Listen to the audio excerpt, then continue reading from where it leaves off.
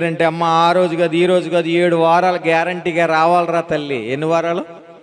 7 వారాలు. అంతేగాని ఇదిగో తల్లి, దేవుడు నీకు సహాయం చేయాలంటే దేవుని యోగ్యత పొందుకునే యోగ్యత నీ దగ్గర ఉందా? దేవుడు నీకు సహాయం చేయాలంటే నువ్వు ఇతరులకు సహాయం చేయగలిగే గుణం నీలో ఉందా? దేవుడు నీవు అనుకున్నది జరిగించాలి అని అంటే ఇదిగో పాపినని పరిశుద్ధుడు అవ్వాలని ఒప్పుకోగలిగే గుణం నీలో ఉందా? ఆలోచించే. ఉందండి? ఉంటేనేనంట. ఉంది. ఒప్పుకున్నాడు.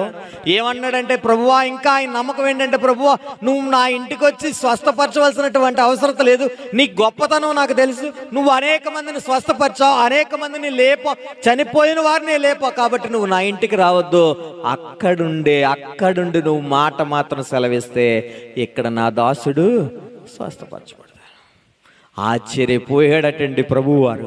అరే, ఇశ్రాయేలీల్లో ఎవరిలోని కూడా ఎంత విశ్వాసం చూడలేదే. అవునా, ఎంత విశ్వాసం కలిగి ఉన్నావా? అయితే నీ దాసుడు స్వస్థపరచబడతాడు, వెళ్ళిపో అని అన్నాడట.